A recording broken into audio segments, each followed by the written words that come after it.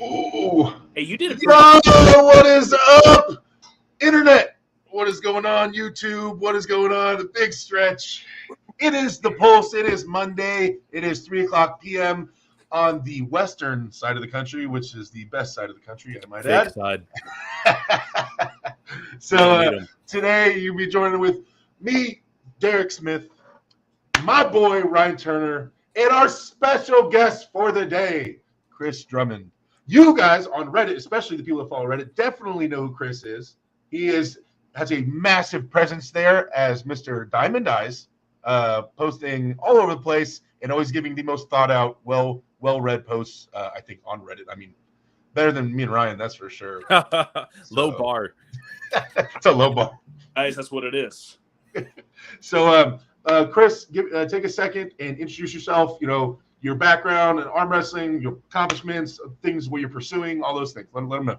Yeah. So I'm Chris Drummond. Started arm wrestling November 3rd, 2018 was my first time on a table. First time ever gripping up or doing anything. I had a powerlifting background, but I've been playing sports my whole life. And I really got serious about arm wrestling just a couple of years ago. Once I started really thinking about it, instead of just kind of listening to what other people said, I started to really change how I approach things. And part of what comes into my nature is helping others, get a hold of what they can do themselves. And, just my style of communication has made what I know accessible. A lot of it isn't original. I'm basically relaying what other people have discovered. And then there are a few of my own things, my own flavor. At the end of the day, I'm a conjugate heavy kind of guy, and I've brought that to a lot of people. And just over the last 6 months, ever since I published that strength standards spreadsheet, I got a lot more attention, and I started coaching people online and putting out content there, and just trying to lead the rebirth of arm wrestling dominance in the West. I want to do my part to bring the West back into the front. So, I mean, yes, same. That's funny because that's almost what I said to Engen. Said, hey, I just want to really motivate after West lost all their matches. I want to start training. He goes, cool, you want a match? I'll go, what? Yes, you want a match next event? I'm like, all right. So that's how I got into this mess. But we appreciate having you on here. I know you have a lot of insight on training and your different processes, especially with following the conjugate method, because me and Ryan don't really follow that, but we know of it, especially with Todd Hutchings and things like that. So really excited to hear your input on a lot of the training questions and everything we're going to get into in general. So you've seen the show, how we kind of go over popular arm wrestling stuff, and then we like to really dive into the training stuff probably the most. But we also got to touch on all the popular topics of the day. Heading out to the chat right now, everybody joining in. Thank you for tuning in with us, guys. We appreciate that. We'll keep an eye on the chat, but those of you guys that watch the show know that we don't spend a ton of time answering all the questions in the chat because we're kind of staying focused on the Reddit and all the topics on there and touching on all that stuff. If you guys, it sounds so greedy when I say it, but if you guys want to throw a super chat, we'll read that. But besides that, we're pretty much going to stay on topic with the Reddit. All right, let me share this screen here like this. There you go. Hey, I got it. What I did is I put the most popular topics of the week on, and I, did some ninja stuff because I'm so good with computers, and I got it to the top, and so now we're just going to go with the popular topics of the week. All right. So, actually, the first thing that pops up, Levon was in a movie. Did you guys know he even filmed this? I didn't hear anything about this.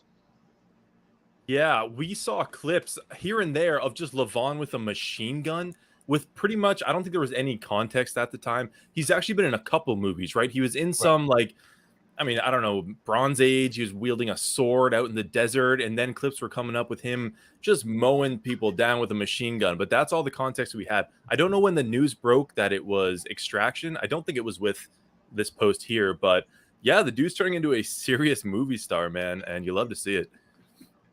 That fight scene, because people have shared the clips. I think we'll probably see some more of it. Oh yeah, right here, the next post down, all the scenes with Levon in it from Extraction 2. But seeing him be all angry, and I guess we get to see him angry at the table. But the Levon I know, when I joke around with him, is that he's not that serious. He's so lighthearted and nice dude. He's joking around all the time. So it's kind of funny seeing him act all crazy, trying to fight someone, and I think he tries to stab someone in one of the scenes or something like that. And, yeah, he might be one of the every arm wrestler kind of is polarized, their, hangout personality and then the table personality. He might have the biggest canyon between those two. Actually, you're up there too, Derek. Like when you showed up with Tim, it was like, oh, damn, who is this dude? That's right, man. Yeah. But yeah, so we had a super chat from Casey Jones, $2 super chat. Thank you, sir, for the support. Asking me what I'm drinking today. It's just a low-calorie energy. I like the blue Monsters. I can't drink a regular Monster. It's like straight syrup. So these ones are like lighter, so I can drink these. Okay, so Extraction 2, Levon's on Netflix, doing his thing. Congratulations to that. Hopefully he's making big money. I'm a big believer in our top guys becoming rich. So it makes other people want to get into the sport. There's money in the sport. If Devin Lair pulls up in a Ferrari, then more people are going to think, let's get into arm wrestling. So I'm all about the top guys making money, 100%. So, that has happened before. Yeah, it is. In the old UAL, I was at that. That was my first time I've ever arm wrestled. Was that event when Travis and Devin pulled up in those cars? That was the first time I ever arm wrestled. No kidding. So, long time ago. All right, moving on down here, posted by GSLYCan14, says, I don't know how to pronounce it. Is it Rhino or Reno? Or is it Rhino? Reno. It's Reno. Reno Masick won 4 gold medals at WAF Europeans in youth men 90-plus kg and senior 110 kg class. This dude has been a force, and he's been making a big online presence on YouTube, right, Chris? Is that where he's posting most of his stuff? So he is, but I think he's shockingly underrepresented. I mean, he does put his stuff on YouTube, but I haven't looked at his channel in a couple of weeks. So I think he's only got like 2,000 something subscribers. He's pretty, he deserves more recognition than what he's got. Right. Yeah, he's been definitely making some huge upsets. It's one of the names I hear the most common, like at my practice or on the my Wednesday podcast. Like everybody says, have you seen Reno? Have you seen what Reno did? Reno beat this guy. Like a lot of people are following him. Definitely in the deep community, he's being watched a lot. So it's good to see. I love seeing new names and new faces pop up. Not that he's new, but new to the scene, the pop scene, I guess, arm wrestling scene. So it's cool to be able to follow this guy's trajectory. But a beast for sure. And he does a lot of training videos, right? He breaks down his training pretty well, I think, in like how he does everything, how he programs. So I mean, that's exciting. Ryan, why don't you be like this guy? I'm trying, Derek. Yeah, I was going through. I pulled up all like the WAF results for the past few years, dude. It's like his name is just everywhere. Juniors, seniors. I don't know. Actually, I don't think he's won a senior class yet. He got second to Angarbayev in the 110 kilogram left hand, but he dominates the juniors. Yeah. Awesome. All right, moving forward. Posted by Nick Glossock says Devin estimates about 15 to 20% stronger than when he faced Chafee last time. I don't know if you guys watched this video. We don't need to go through the whole thing. But yeah, I mean, Devin's been going hard at Dave, really hard. Calling Dave a big dummy, saying Dave's the stupidest arm wrestler ever, and that he's just gonna fall into his old tricks and traps and bleeding him out. Do you think that is a manly way of arm wrestling, Ryan? Or let me know. Is the King's Move a manly way of arm wrestling? Oh boy, man, we're getting right into the juice, eh, Derek? All right, so I don't know. I'm sympathetic to Devin's position that you do what you can to win on the table. Period. Right? Like, what's more like if King's Move is your only option, if you're like, listen, I'm beat everywhere, all I can do is King's Move or lose. Is it more manly to choose losing?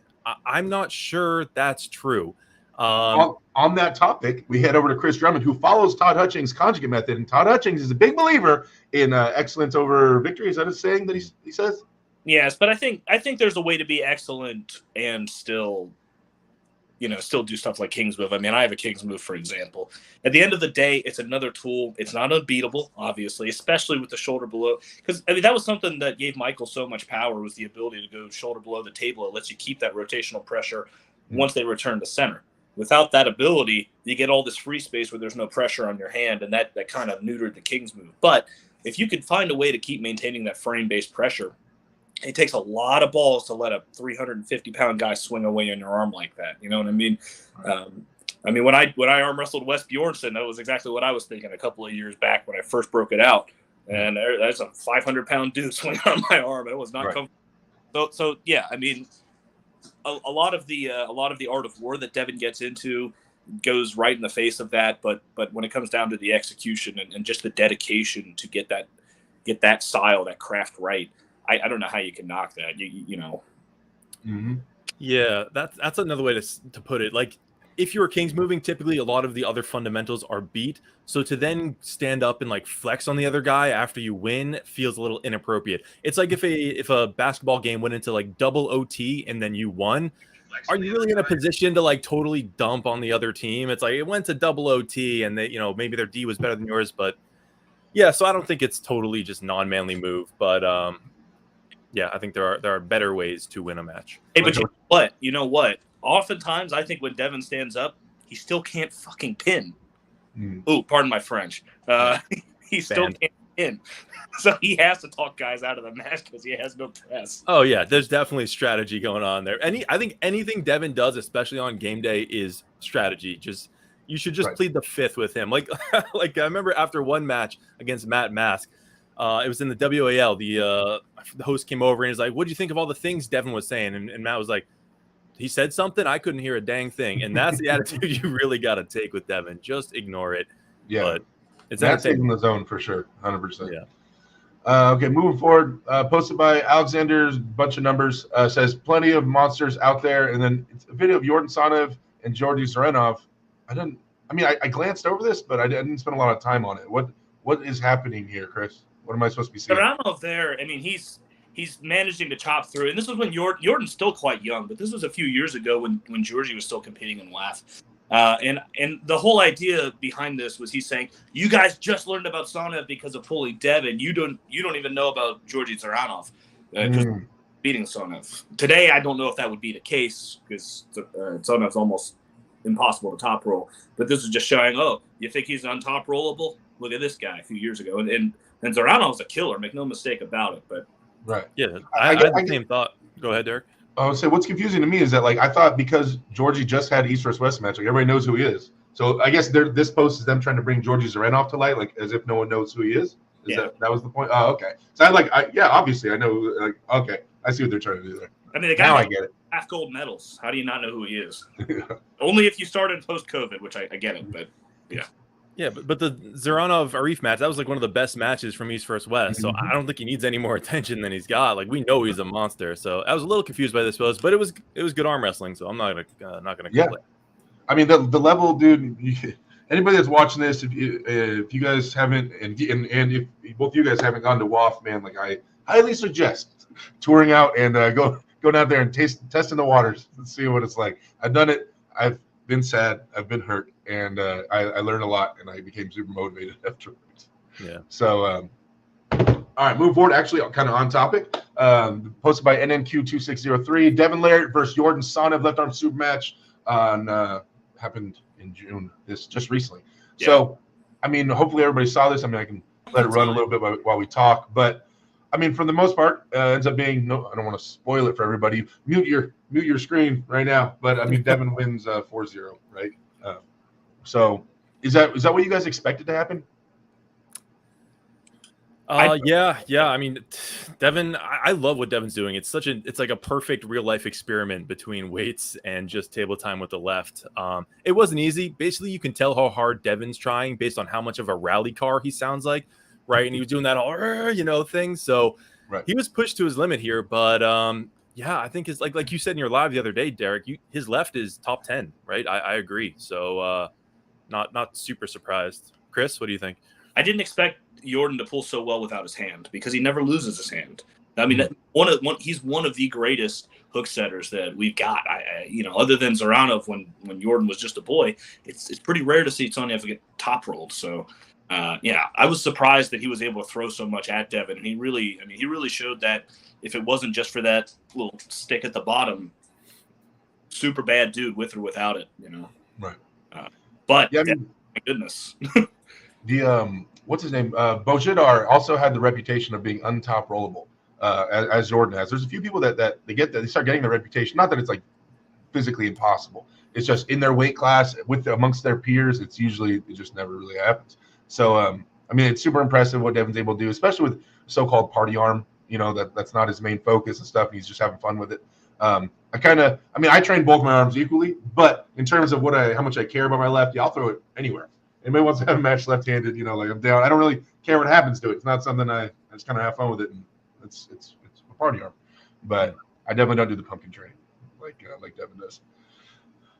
We had a super chat. Well, we had 2 super chats. One from my beautiful girlfriend who is standing 5 feet to the right, says she's going to water my plant after the stream.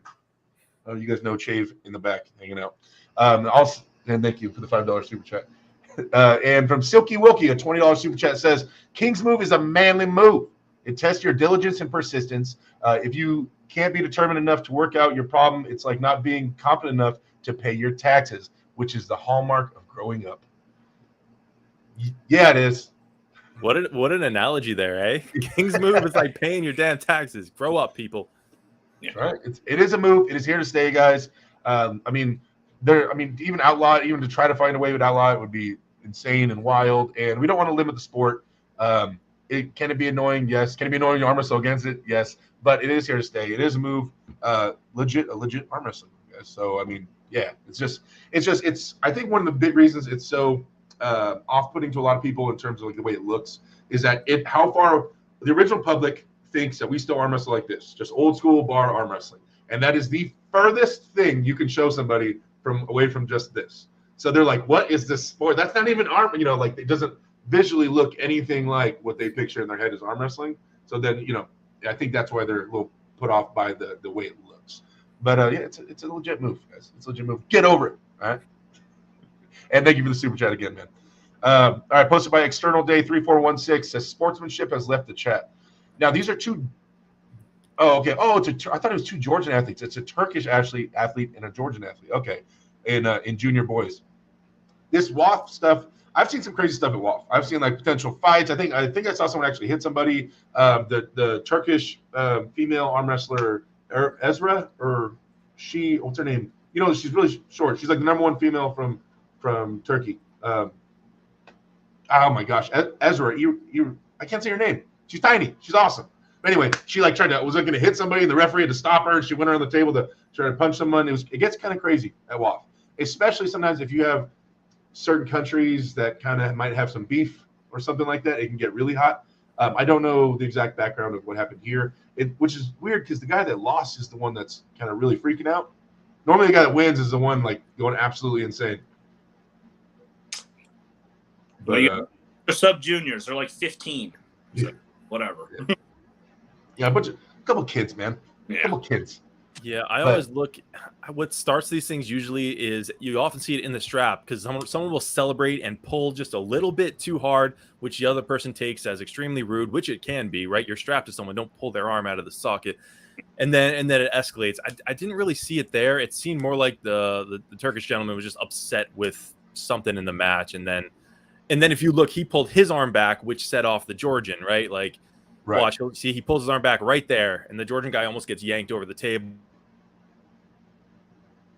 I think he did a good job keeping his head, and then the Turkish guy kind of lost it. But I saw a funny comment that said that this guy was the least angry Turk. I guess that's true. Engin set the precedence back when he was competing all the time of angry Turks. I mean, that's his nickname, Yeah. I think it's I wouldn't read into it too much, guys. Just Reddit. All right, this one's funny. Posted by Cigar Plume says, "Holy, SHIT." And this dude is doing the most rotator cuffy, damaging potential, explosive, ballistic, jerky thing I have ever seen. Do you use this tactic here, Chris, in your daily training? So actually, this is going to sound really strange, but what he's doing there is actually not so bad. The only thing that I don't like is the fact that it's a falling weight. But if you really want to take your ability to lock your shoulder into the next level, you're going to have to start putting plyometric stresses in an externally rotated position. This is something that sets Todd apart from your average arm wrestler. It's not his elbow, which is good, but it's not his elbow. It's not his hand. It's that when he's in this position, it doesn't keep going back. This stuff stops. All right. But I would say what he's doing here seems to be mostly rehabilitative. Probably very applicable for like a baseball player or something. I mean, they experience a ton of rotation on the shoulder, and they need to have reactivity in that position. So I wouldn't jump right into this, especially if you're injured. But it's not as crazy as it sounds to do something with band in an externally rotated position, because there's going to be a time where you get knocked out of your shoulder, or if you're like Todd, you just can't get on top of it so much, and you got to have side pressure here. Yeah. And that's I wouldn't do this, but some variation of this. I even do an isometric where I'm fully externally rotated. I call it the brake arm, but it's for psychos only. All right, most people have not earned that. My gym has a rotator cuff machine that you sit to the side, you put your elbow in between it, and it's just pure internal and external rotation. It doesn't go very heavy though, damn it. But yeah, they have one. Yeah, to anyone thinking of doing this, that looks like some kind of leg extension equipment that the range of motion can't really bend him back too far. So it looks like there is kind of a safety measure in place, right? Like that can't pull him all the way back. So if you are going to do something like this, make sure the range is hard stopped by the equipment, No doubt. Shout out to Mr. Neil Pickup in the chat, by the way. Hello, Neil. Thank you for tuning in with us, my guy. He said there was a gang fight in 1999 Belgium EAF. Well, Team Georgia and Bulgaria. I believe it. Neil's been around for a minute. People don't understand the depth of Neil Pickup and what he has done, where he has been in the sport. Neil's been everywhere and done all of it, everything all encompassing. All right, posted by Random Dust Bunny 2 days ago. Morozov packing heat. He's kind of jacked, I guess. For a mediocre arm wrestler, he's kind of jacked. I'm just kidding. I'm not salty still. I've let it go. All right. Not bitter. I'm not bitter. That man is 24 years old. What the hell? Or 25, sorry. Is he 25 now? Yeah. You know what this crazy thing is, when I went out to East vs. West, he was smaller than I expected. I think he was even smaller than the last time I saw him. And he was supposed to be prepping for Levon. So that kind of shocked me when I saw him in person. I was expecting another new version of Morozov again when we went out there. But someone told me I heard he was sick before. Yeah. So yeah. But obviously the dude's jacked out of all craziness. I want that bicep, man. I want that bicep. The match, I think, where he had Dave Chafee, when he pulled Dave, and for a minute he was out there. That was the most insane looking bicep I've ever seen ever. That still shot. So yeah, he's ripped. I do wonder. I would love to see an overview of all of Morozov's training, how he programs, how he eats, everything. I'd really be interested to see how he kind of approaches training and fitness and health and strength in general. Is there a lot of content out there? Have I missed it, guys? I haven't seen a whole lot from Morozov. The biggest thing is just having different parents, I guess. He does a lot of general strength stuff, and he does some combat sports stuff as well. Right. But I haven't seen a whole lot other than the occasional bicep curl or wrist curl. I know he does not train with Shardar team, so he doesn't follow their style. I saw him. I know he deadlifts pretty damn heavy. He's posted some clips of him doing that, so he does hit some fundamental lifts. But yeah, there's definitely a language barrier, which stinks. But hey, it's working for him, whatever he's doing. I agree. I want to look like that. All right, posted by Beard Artist. Back pressure on free weight, still weaker than most Georgian people in small village. So I just posted today. When I hear back pressure, for me, I have a whole different definition of what other people have of back pressure. Because for me, back pressure is your ability to slide your elbow back while maintaining the angle in your arm. Other people, with this, they do this. I call this posting pressure. Your ability to hammer curl and post backwards.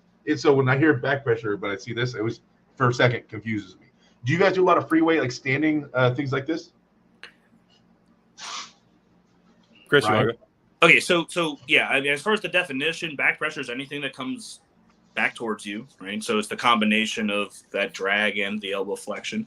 To me, posting is the combination of the elbow flexion and the rise. It's everything that goes vertical. But as far as what I do, no. I basically do hammer curls as my only primary elbow flexion movement. The point of failure is almost always going to be in your pronation. Even if you see your elbow extending, a lot of people will conclude that that's because their elbow flexion is too weak. But when your pronator fails, it's rarely that it fails up here and you keep your elbow angle tight. So I tend to hit my pronation the heaviest because that is always going to be the failure mechanism for me. Maybe not always, but for right now it is. So basically once per block, I'll do posting back pressure, and it's just one of my max effort lifts. And that's it.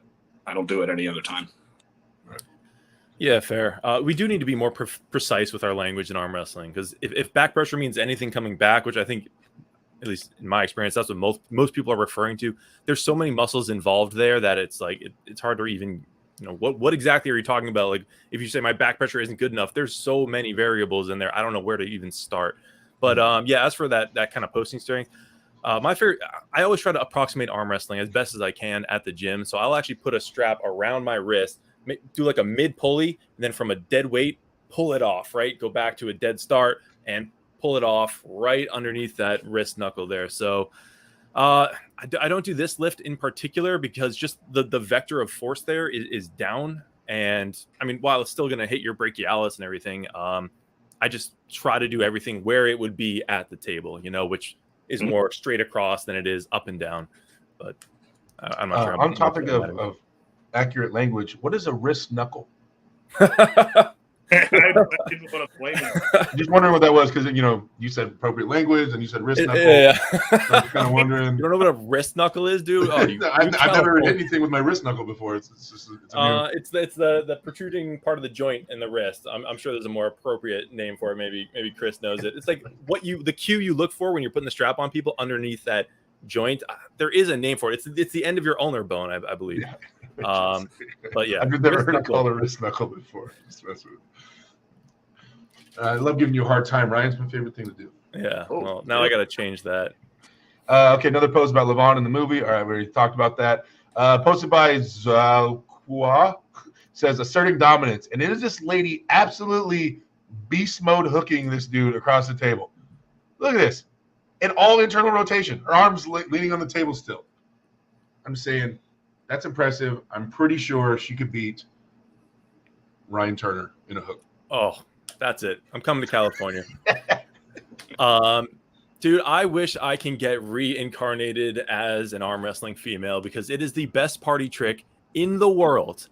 I've seen Jacqueline, my girlfriend, she trains a bit and she's beating guys. It's so funny. It's so good. I would dedicate my life to that.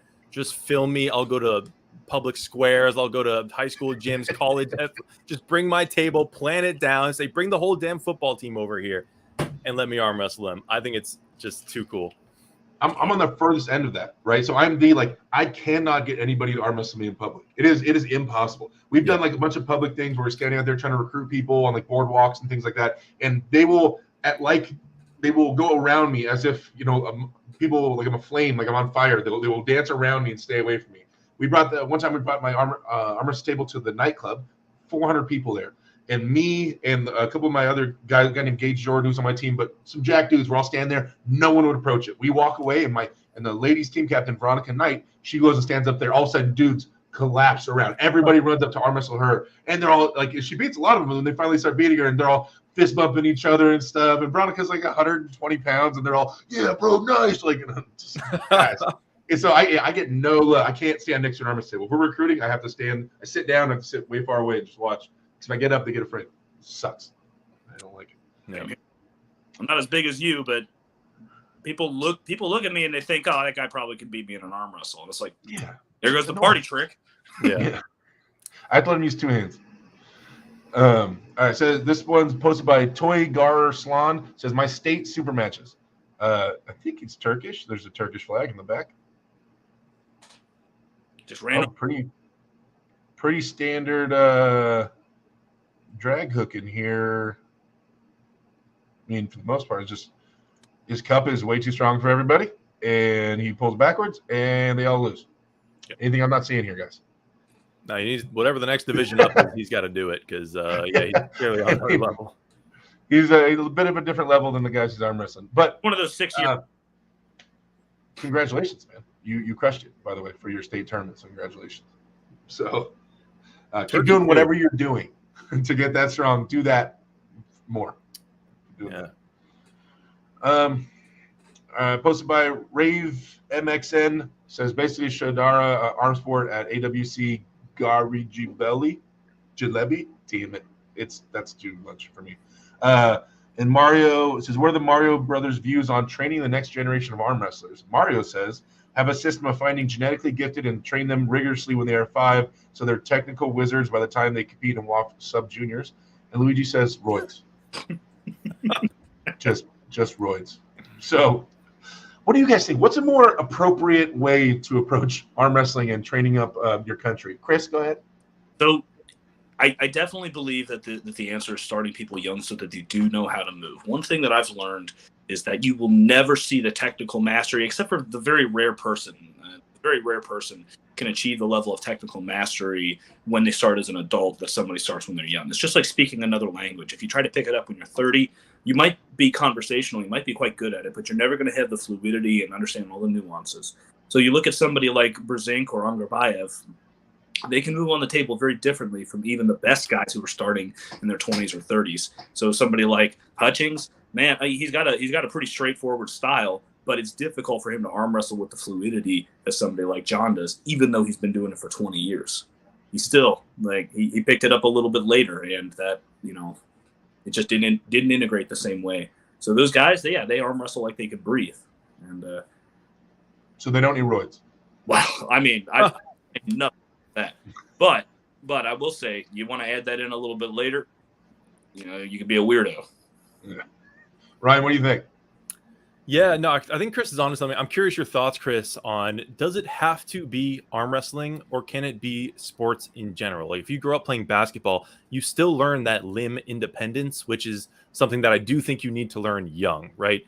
Because you can just tell when if you throw someone a ball or say pass the ball, some people are they're very stiff, they're very robotic with the movement. Other people are just natural athletes. Even if they've never picked up a rugby ball before, they'll learn how to throw it in a few minutes because they learned how to communicate with all their joints very young. So I do think you need to be an active child and play some sports. Does it have to be arm wrestling specific? What do you think? From what I've experienced, it's kind of split. I mean, I was an athlete my whole life.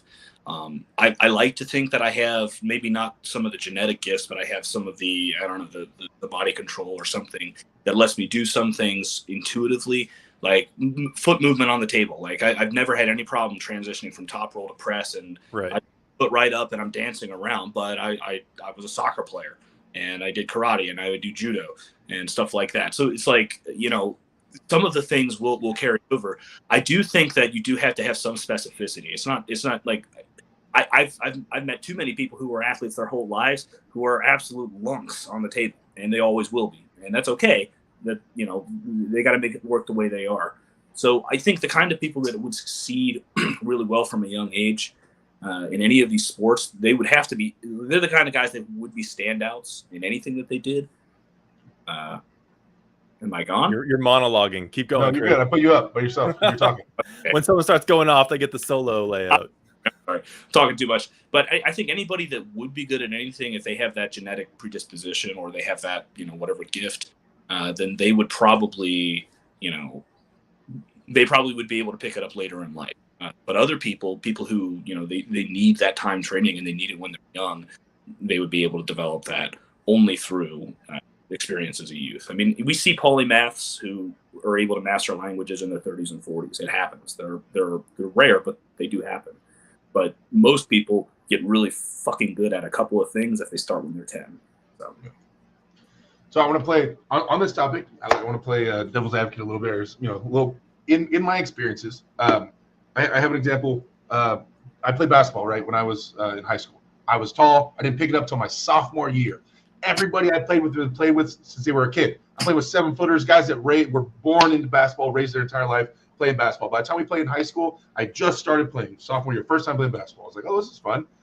Because I have an obsessive mindset, because I might be somewhat on the spectrum, I don't know, but I get super ultra focused on something. It became my life. It became all encompassing. I dreamt about it, the way people get hooked on arm wrestling, right?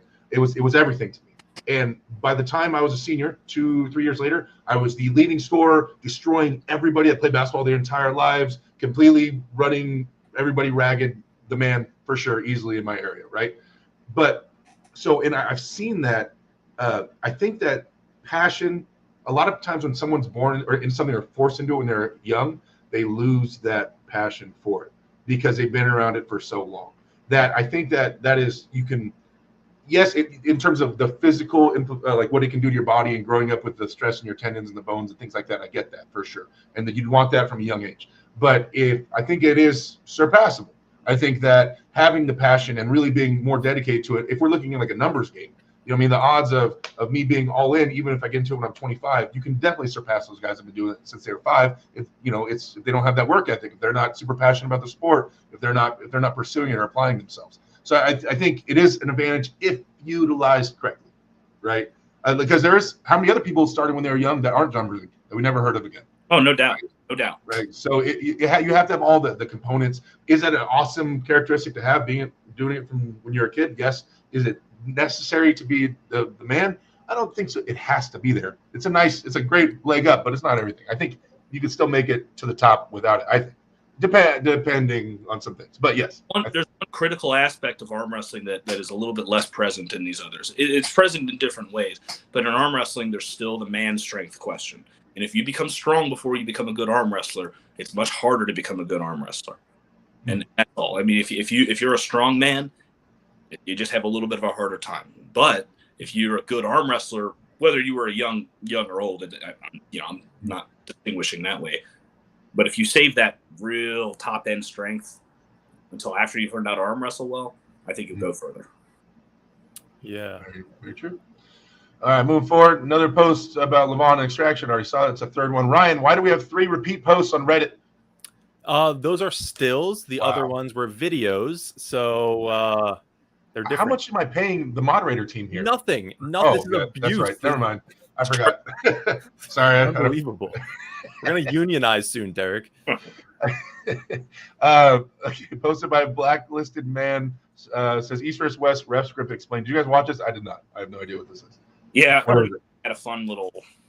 Yeah, it's RVJ doing another troll video where he is implying that the refs are favoring their Eastern buddies over the West. So worth a watch. RVJ is funny as hell, man. I'm sorry, the dude can crack a joke, but yeah, throwing a little jab at the refs, which they got a lot of heat after this last East vs. West. So we have Luke Pulcher going now, though, right, from the West. So hopefully that'll get rid of any allegations, or at least some of them. So, Chris, do you think there's any bias there? What are your thoughts? I think the bias is more individual. It's not the fact that they're from the East, but more the fact that they're from the West. Right? And the U.S. and Canada are not WAF countries anymore. And I just, I don't think that the answer is necessarily bringing in Western referees. I mean, a big part of it is location, of course. A big part of it is just that we grow up with a slightly different style. We're not, explode and we like to load. We like to do things that they don't like to do over there. And the attention is on, I think there is some bias. And I do think sometimes I really think they do screw over individuals. It happens. But, I think it's a little bit overrated. For example, when Derek lost to Morozov, it was because of the refs. No, I'm kidding. No, but my third slip against Ravaz was definitely referees. I slipped like a foot above the pad. But people tend to ignore when the Eastern guys get screwed too. It does happen. I think the refs are just bad. Period. The thing about the reffing over there, and I want to make sure other people understand this that watch East vs. West, is that it's not quite WAL, but they are leaning towards entertainment. When you start telling referees that an elbow foul, an elbow bobble, or small fouls are up to their discretion about whether or not it's an advantage or not, that means it's all opinion-based. This referee might think it was an advantage. This referee might think it wasn't. Engen might think something different. The viewer might think something totally different. And so when you start bringing opinions into it, and there's no definition of what's advantage gained or not specifically, like down to the inches or centimeters and things like that, just for entertainment value, because yes, in Devin's matches, in setups, he would foul out. The matches would end on fouls. Devin would lose super matches based on fouls, right? And then everybody that paid for that pay-per-view would be livid, right? Because it all ended that way. And that's how, and so they're trying, the referees, bless their hearts, are trying to make Engen and everybody happy and start these matches in the most difficult settings and use their opinions on fouls, which is a hard thing to do to keep everybody happy, right? Because no one's going to agree with that. So in general, I mean, hopefully Luke Pulcher is able to go out there and Luke's a great referee for sure. I don't think it's going to change much once Engen tells him, okay, it's elbow small fouls are not counting, this and that. We got to make sure the matches start. Don't end it all on fouls. We want to see pins for entertainment. People are paying for this. So we start going down this road, things start getting messy. And I don't think there's a referee that can make it not messy given like what the circumstances are, in my opinion. I don't know. Yeah, that's fair. As soon as you bring subjectivity into it, it's going to get messy, like you said. The only real thing I didn't like from East vs. West 8 was that Paul Lynn pin. I don't know if it was round 1 or 2. Yeah, that was rough. He that dude's wrist was below the pad for 3 or 4 seconds. Maybe the ref was just having a brain fart. I don't want to make any accusations here, but yeah, it's a tough gig. If you've ever reffed, dude, everyone's gonna yell at you. It's physically impossible to get through a tournament without someone being pissed off at you and wanting to jump you in the parking lot. It just comes with the gig. So when people are in those kind of situations, I tend to be pretty forgiving before I start casting stones, because it's a tough gig. It really is. Yeah, well, tempers are flaring, man. I'm gonna try to find a hardcore training question before we get too stuck up in all these videos here. Who's that guy? God, you're screwed, Derek. That guy looks totally beatable. Oh my God, is Stake King still open, dude? This dude's gonna just. By the way, he doesn't look like that right now. Everybody on Reddit, all right? Yeah. I've been watching his current videos. He doesn't still look exactly like this. All right, he's looking a little older, a little rougher. All right. Come on, where's the pure training video or question? Jesus. Come on. What? All right, that's it. I'm going back to the regular page. We're not finding anything. You're not going to show Saban drinking from a goat's udder? Eric, that's what we brought Chris here for. We need his take, dude, on what the best milk is. Wow, come on. Yeah, have you guys see? This is where Ryan being prepared always outshines me for sure. Someone says Corey's looking too small. You know what? I want to pause on this. What do you guys think about what's your predictions for this Corey versus Morozov match? Can I get a prediction, Chris? Give me a prediction. So Corey is a serious problem for top rovers, and Morozov has. I don't know how healed up his elbow is. He's been resting for a long time since his match, his last left-hand match. But don't be surprised. Morozov's a little bit of a slow starter. I mean, Corey, I expect it to be a little bit similar to the Kardechin match. I really think that Corey might shock people. I don't over 6 rounds he's got no chance of beating Artyom, but he will show right there in the first round probably that he's no bum. He's right there. But over 6 rounds he's just not going to have the lungs or the legs for beating Artyom. So final score, what do you think? It's 5-1 or 6-0 for Artyom. Okay, Ryan, what do you think? Yeah, no, my opinion hasn't changed from last time. I think it has to be 6-0. I mean, a lot of people are saying Morozov may be the number 1 left-hander in the world, and Corey has yet to prove that he's on that level. It's a great opportunity for him. I'm super happy. I'm rooting for him from the West, but I don't see it happening. I too am cheering for Corey West, regardless of what people might think. I hope that he wins and shocks the world. If I'm betting my daughter's college tuition, it's at 6-0. If I have to. But sorry, Corey. I hope Morozov into a hook and just stares at him and right across the pad table. I hope so. Okay. Oh, here we go. This one looks perfect for us. How should newbies train? This is a nice topic. I'm pretty sure we've all released a video on this at some point in our lives. So basically, I think the title explains itself, but it says you're all about emulating your heroes' trainings, and that's cool, but let's be real, expecting a world-class athlete to reveal their classic yet mind-numbingly boring training routine for public viewing? Not going to happen. Well, when it comes to YouTube arm wrestlers, their main priority is grabbing attention and maintaining their image. So don't expect their workouts to reflect the real arm wrestling training. Wow. Dude, now, if you're strapped for time, skip the pinky workouts, bench press, thumb exercises, and wrist extensions for strength. Stay focused on primary exercises that matter. Oh, God, this is hurting my heart. Cupping and wrist flexion, do whatever you want, any variation. Oh, so some people, they should do cupping, back pressure, supination / biceps, pronation. And then he says, let me tell you, arm wrestling strength training is pretty straightforward, especially in your first years. Everyone's out there to crack some secret hidden workout formula that magically makes them better than the rest. But truth be told, there's no hidden unconventional training that reigns supreme. Stick to the basics. That's where the magic happens. Oh, God, I have so many things I want to say. All right, Chris, you go first. So I think the most important thing for newbies is just getting some time on the table. But the big mistake everybody makes is doing way too much of it. All right. I've got millions of minutes of video of me talking about this kind of stuff. But when it comes to actual training for it, I have a preparation block that I designed for people who I don't think are ready for a full conjugate system. And it gets them used to gets them used to some of the, let's just say, accurate arm wrestling movements that you'll do in training with the exercises I designed. And they're very focused on getting you comfortable in positions that you'll encounter when you're actually arm wrestling, and getting you to feel those things and developing coordination in those positions. And, I think it doesn't take that long. It really doesn't take that long if you're doing really accurate things. I think the biggest mistake most people make is they go crazy doing 2 or 3 hour practices, especially when they're new. They're doing this all the time, and they get the idea that they're supposed to be in pain all the time from arm wrestling, and really you're not. If you're in pain all the time because of your table practice and all of this, and that's what you get from day one, I think it'll always, unless you have an epiphany and you change things up, but I think it'll always kind of limit what you can do in your training. So the thing is, just don't do too much too early.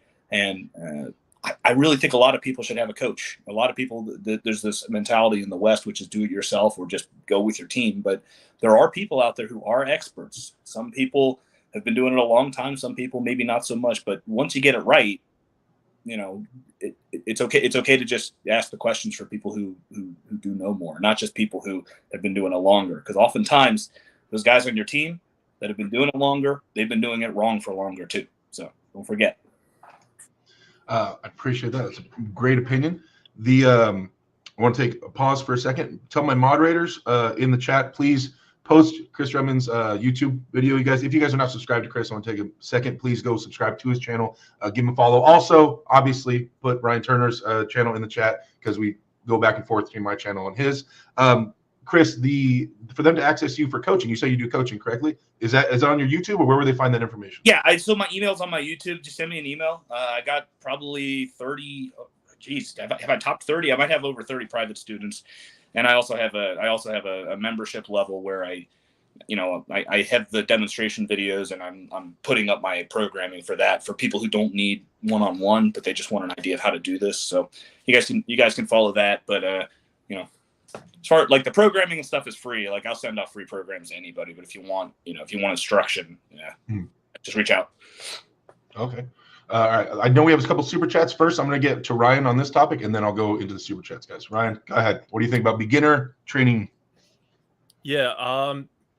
If I'm giving a charitable interpretation of that post, I largely agree, right? If you are new to arm wrestling, if you have $1 worth of time you can dedicate in the gym to arm wrestling, 90 cents of it should go to the fundamentals, your back pressure, your cupping, your pronation, before you start training your thumb, like that's kind of what he was alluding to, right, Devin, and the whole thumb thing. So yeah, I mean, he's not wrong. Early on, you have so many newbie gains to make, and there are so many basics you need to just get up to par to be competitive, even in an amateur class, that, just focus on the cupping, rising, rolling, just the basics. So I do agree with him there. As you get more competitive, as you start understanding arm wrestling better, and you start getting, you start knowing the people in your area, and you've got some losses that it's just burned into your memory what happened and what you need to change. Naturally, you're going to start doing, if I could have just added a little more of X, Y, or Z, or some very niche part of arm wrestling that you wouldn't typically train. That's where that comes in. So when talking strictly to newbies, yes, just focus on the basics. You're so far behind on all the things that don't worry about your thumb right now so much. Worry about being able to bicep curl more than, 25 pounds. Worry about being able to pronate more than 15. And then start worrying about the very, the smaller muscle groups. Yeah, basically just start big, and then as you progress, you'll be able to focus more on the smaller ones. So largely, I agree with the post. I think it was worded very strangely, but yeah, to all the new guys out there, keep it simple, stupid. That's a very big principle in a lot of fields, especially weight training. The KISS principle, KISS, keep it simple, stupid. And it certainly largely applies to arm wrestling until you need that, 0.05% advantage in your ring finger flexion in order to beat Morozov, then you start getting weird. But if you're new, keep it simple, stupid. Finn. It's a great point, Ryan. It's a great point. I think I'm not going to go too far down that rabbit hole. You guys already covered a lot. One thing I want to bring up, though, and I get asked this question a lot, especially running a team. I've been running my team for a long time. It's table time. A lot of people, the question obviously becomes table time or lifting. And there's a lot of variations of lifting and gym work. A lot of guys overseas do it differently than we do in North America. I think that comes down to the way arm wrestling is approached. If I tell my guys my new guys over here in the United States, hey, you're going to be training for arm wrestling, but you're not really going to be arm wrestling really ever hard. Like maybe once a month or every month and a half, you're going to be lifting a lot. We're going to be going over the core lifts, and we'll just be doing some drilling on the table, and that's it. No real hard arm wrestling like they do over in Russia. This is viewed more as a hobby, as something fun. They want to go to practice and have fun and kill it and things like that. And so a lot of guys will be like, oh, no, I'm good. I came here to want to arm wrestle. I'm not saying it's the correct way. I'm just saying the way it is, right? Most of the guys will be turned off by that and be like, no, that's not fun, man. I want to go have fun with the boys and have a couple beers and arm wrestle and go hard on the table and every week at practice, this and that. Now, in Russia or in other places in the world, it's like we'll be lifting every day, be on the table going 10%, just going over moves, and then back to drilling all the lifts and the things that make you stronger on the table. I think it's just the culture and the way the sport is viewed over there more as an actual professional, sport, something to be approached that could make your future, can make you famous, can make you get in the movie Extraction 2, right? And they kind of view it as such. And over here, it's not really that way yet. So we have to approach the new guys a little differently in general. Now, you get your hardcore guy who is willing to do that, who wants to get in the sport in America, and he wants to beat Levon, then maybe you could talk him into that. But your average guy that's going to join up, I find that they wouldn't do that. So we kind of, when I'm laying out a lot of the structuring, a lot of my new guys' workouts or how I want them to approach it, I kind of have to approach it with a heavy table time because that's what they're going to do. They want to do arm wrestling, right? So you're going to have to build it around them arm wrestling a lot each week. Now, you could structure the actual practice better and harder, but they're going to go in the corner with the other dudes that are 3 months in and just start killing each other. Like it's gonna happen, right, for a while until they start getting smarter in terms of their training and really prioritizing their workouts, their practice workouts. So like, it's on paper it sounds easy, but when you actually start throwing in practices and having a good time with the boys, things start getting messy and sloppy. And arm wrestling practice and arm wrestling on a table is so damaging. And every practice is wildly different because nobody rarely goes to a practice and actually does everything they should and hits their back pressure perfectly all practice and they're hooking and everything. And they do it equally with both arms. And so they're equally beat up in the perfect areas. And then they go into their gym training that week with everything perfect. Arm wrestling in practice is sloppy. Maybe you did a lot of rising right-handed. You didn't touch it left-handed. Maybe you only hooked left-handed and you didn't top roll right-handed. So it's all sloppy going into your gym sessions for the week. And you're tore up in different ways in different areas. So it's hard to approach that. And in terms of programming for people, I find like you have to allow for this sloppy table time. When I'm doing online coaching, the reason I kind of got out of it, honestly, is that I got so involved with my clients that I would want to see everything. I want to see a video of your practice, and we're going to have a whole breakdown of how you feel. Before we even start talking about this week's lifting, I need to know what's hurting, how you're feeling, what can you actually do, right? What can you, how are we going to lay out this week to be productive and to allow you to heal and to allow you to grow from the practice that you had. Right. And so I think that's the big balance that new guys struggle with a lot. They always tell me, oh, I'm so beat up. I couldn't do any of my lifts this week, or I couldn't do any of this extra homework because this practice killed me. And so I don't know. I think that's just something to be considered, especially on the Western and on the West in the United States arm wrestling, is that that's a problem I run into often with new guys and trying to dial all that in. Do you guys come across that? Yeah, the only mistake you made was not grabbing the monologue there, Derek. I mean, oh, my bad, man. I'm so, I look so good. I don't want to put it on camera. I'm take it away from you guys. Appreciate that. Oh, there was those super chats. I'm sorry, chat, man. We got onto this other topic, and my bad. Scroll back up here. Okay, there was two. One from Carolyn. Carolyn, by the way, thank you. You're always an amazing supporter of all YouTube channels in arm wrestling. Says, Legends, can we do a poll, please? Who bolts down the table more, East Coast, Beast Coast, or left West Coast? Should there be fines for flailing tables? I don't know how to host. How do I do a poll in here, Ryan? Can I do a poll on this? Hell yeah. You kidding? No, I mean I don't know how to do it on the in StreamYard. I've never hosted a poll in here. I always pull up YouTube itself and go on to the live and do it. Yeah, that's what I haven't seen a way to do it through StreamYard. Let's get a spam in the chat. What do you guys think? Who bolts down the tables more? We'll keep it simple. In the chat, do they bolt it down more on the West Coast or the East Coast? Carolyn wants to know.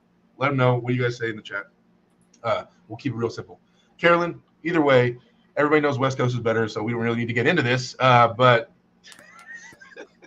that's an interesting statement.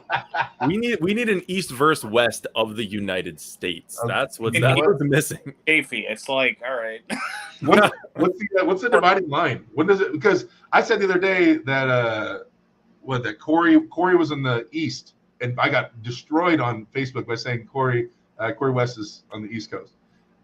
in the east of the United States, the eastern side. If there's a half, it's common to divide it on the Mississippi River, and he's west of the Mississippi, right? Oh my gosh! And his name is West. So hey, I'm not fight, but I understand the argument.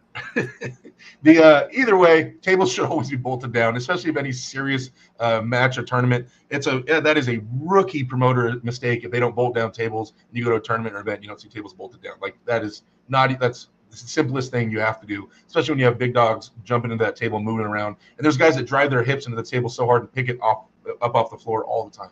So rookie mistake not doing that for sure. Moving on to the next super chat from Tip Altier with the $5 super chat. Thank you, sir. He says, love the show. In your guys' opinion, what lift in weightlifting is the best lift to improve on the table? Man, this is such a hard question I get all the time. Oh, God. Here we go. Chris, go to you first. What's the number one lift? Pick one. Got to pick one. Okay, so if I had to pick one lift, it would be a wrist wrench pinning variation, either a straight pinning variation or a sideways or even a 45-degree one. I mean, if there was only one lift that you were allowed to do for arm wrestling, that would be it. No doubt. No question in my mind. It's not going to be something with a belt where you're pronating or rising or any of that stuff. It is going to be you going with a wrist wrench. All right. Ryan, what you think? I would say posting. I think if that's the only thing you can hit, and if you're pulling other amateurs, I think just being able to get back into their fingers is your best bet. If you had one thing to win, you got to crack their wrist. So wait, like a hammer curling, like a posting? Yeah, just like a post back as hard as you can into their fingers to make them uncomfortable. If that's the only thing you could do, I think that's your best bet. Okay, all right. Since I'm not a huge table pulley guy, right? I'm gonna get away from this a little bit. Although I understand and I think those are great, fantastic lifts and definitely have merit in them. If we're going more standard gym lifts, I would say a neutral grip pull up of some form, slightly cupped in, right, and some kind of maybe partial, probably like partial, 90 to above, something like that. I would say has a ton of carryover in terms of the strength applied on a table, and also the muscle coordination, muscle synergy of using your muscles together in sync by doing pull-ups will carry over to the table. I think that's a massive thing that new guys have to learn, is how to use the muscles in coordination together. And doing pull-ups and things like that will help you combine everything together. If I had to pick one, thing, I guess, not on a table for me. Another super chat posted by Cold Stone, $5 super chat. Thank you, sir. Says, Derek, wasn't your table time practice primarily just arm wrestling too? I thought you primarily started drilling recently from Paul Lynn. No, sir. Well, it depends if I'm prepping for a match, right? If I'm I have no match coming up, just having fun, then I'll arm wrestle. A lot of times my table time is training new guys and holding and letting people work and instructing them.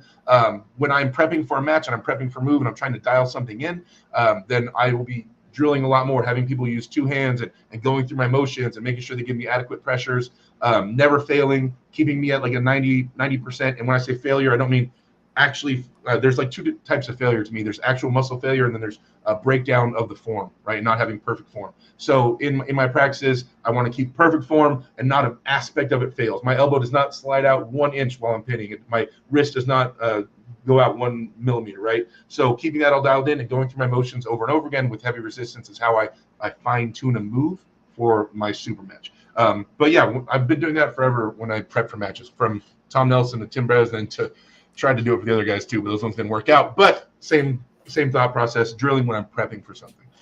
That's how I do it. But thank you for the super chat, man. I appreciate the love and the support. It's fine. What time is it? How much time we got? Oh, it is 4 o'clock. And we're doing one more. That's it. We're doing one more training question. We're gonna go over a little bit. I don't care. We're getting one more into this. I'm in Our bench press worth it. Post any carryover to the table, and if so, which parts? Chris, you get this one first. Yeah, so bench press definitely is worth it. I have a video where I talk about this, but with any exercise, it's about percent carryover, okay? And percentage carryover for bench press is not high.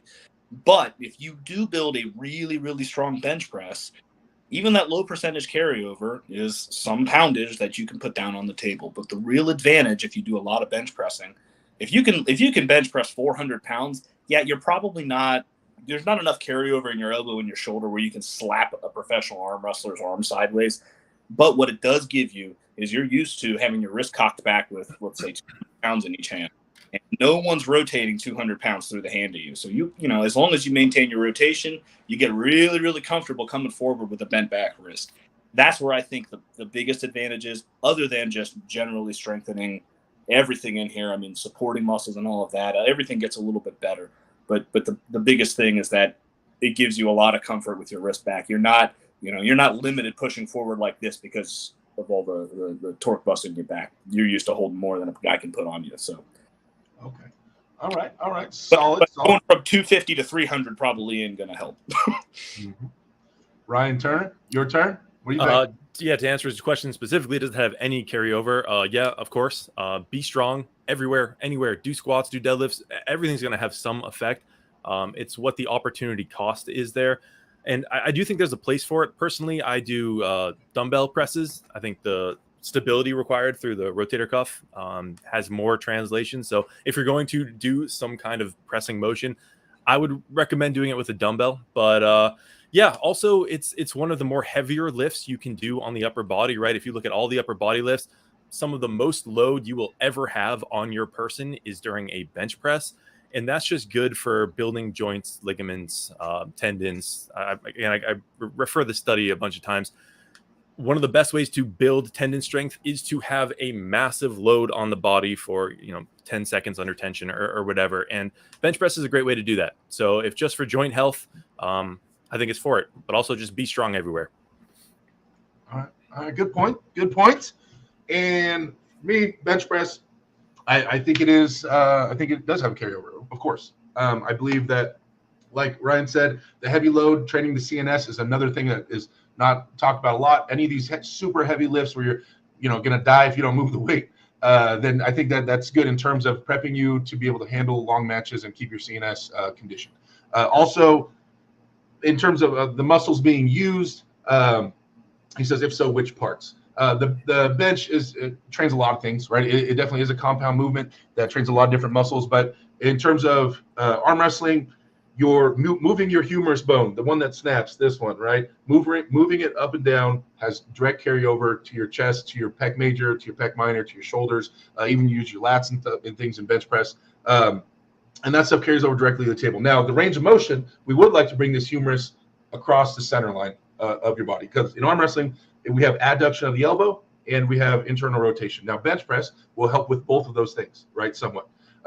You train your pec minor by forcing the shoulder, rolling the shoulders forward at the end of a bench. That trains your pec minor, and the general moving your elbow forward is going to train your pec major. And that's all side pressure and internal rotation. The muscles necessary. Now we still have to condition the elbow, we still have to condition the wrist to be able to handle this pressure and apply it to the table. But moving that humerus bone with a heavy load does have carryover directly to an arm wrestling table 100%.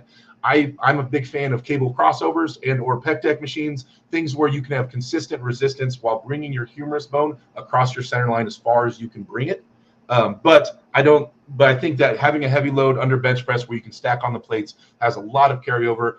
I don't know if it's the number one thing for working your side pressure and chest, but it's definitely something I focus on. As a heavy lift, I'm trying to get a big bench. A lot of people that follow my training know that I have this goal of trying to bench 500 pounds and I'm working towards it. But yeah, I think that you look at the top guys, and not all of them, obviously not Devin, who can bench barely 200 pounds, but you look at Levon, you look at Dennis Splenkov, you look at these guys, they're throwing around a sizable bench press for sure, just to be able to be under that load and be able to handle it. So I definitely think it has a lot of carryover to the table, but is it the best? No, but is it worth? Yeah, of course. Yeah, Jerry too, man. Have you seen his bench, dude? It's like freaky. Who? Jerry. Oh, Jerry. Yeah. Jerry's a big bench. He hit like 315 for like 30 reps or something in a video a few years ago. Like freaky stuff, dude.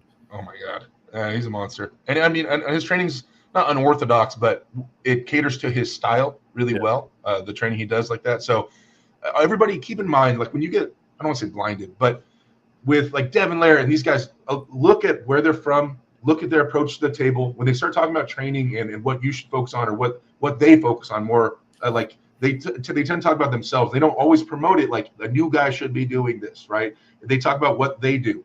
30 years into the sport, after they have all the bases covered, and now with their sport specific, what they're doing, right? And for their style. So always keep that in mind.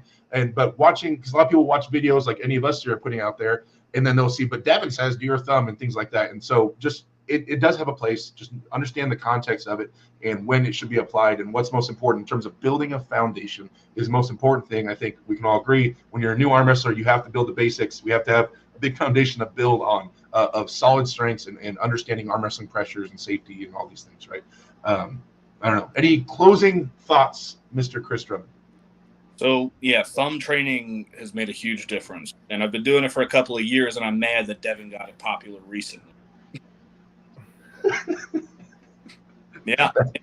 Yeah, I don't go in the hook unless I want to hook you. And that's been true for a while now.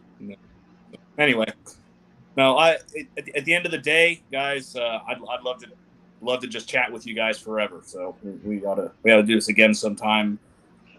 But all right. Well, you guys can find Chris all over Reddit, Diamond Eyes. You'll see him posting on all the topics, the big thought out posts, all the great information. And once again, moderators, please plug his channel again in the chat. You guys, he's putting out great content, always helping the community grow. I'm a big fan of guys like Ryan and Chris helping the community grow at all levels. I mean, that's how I've been since I've got into it. Since so soon as I can make a YouTube channel or anything like that, I've been posting, trying to share whatever we know. That's how we grow as a community, just helping bring everybody up together, and then we all grow together, right? Rising tides raise all ships, or whatever the saying is. So yeah, big fan of all your work, Chris, and I thank you so much for coming on the show with me and Ryan and helping share this. We're definitely gonna have you back on. We might have you as a regular on here pretty often, man. So. Hey, be my pleasure. And just one closing remark. Just remember, guys, Derek and Ryan are fundamentally nice people. I'm fundamentally a little bit of an asshole. So if you catch me in a bad mood on Reddit, I'm sorry. I'm just good. Need a little tough love in the subreddit sometimes. It's all right, Chris. Also, Ryan, anything to say? No, that was a great show, man. I love getting into the technical side of things. Chris, thank you for your time, dude. You are a genius. Every video you put out has nuggets of just gold information. So that's awesome, guys. Leave a comment below who else you'd like to see. What, well, actually, who's next, by the way? Is Aussie or someone live? We should probably direct them over to wherever we're going next. Wait, who's live next on our show?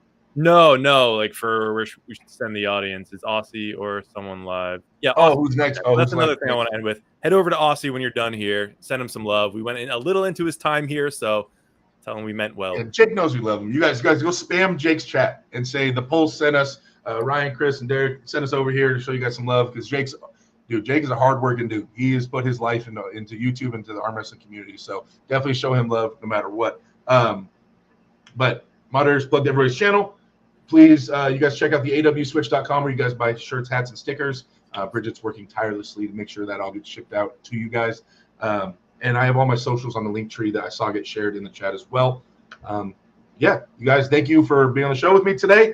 As always, we will see you guys next Monday on Ryan's channel. It'll be on his YouTube channel, so you guys check that out. We're still going to find another guest. I don't know. The guest thing is we just make it happen when we can make it happen. But we will see you guys next Monday. All right?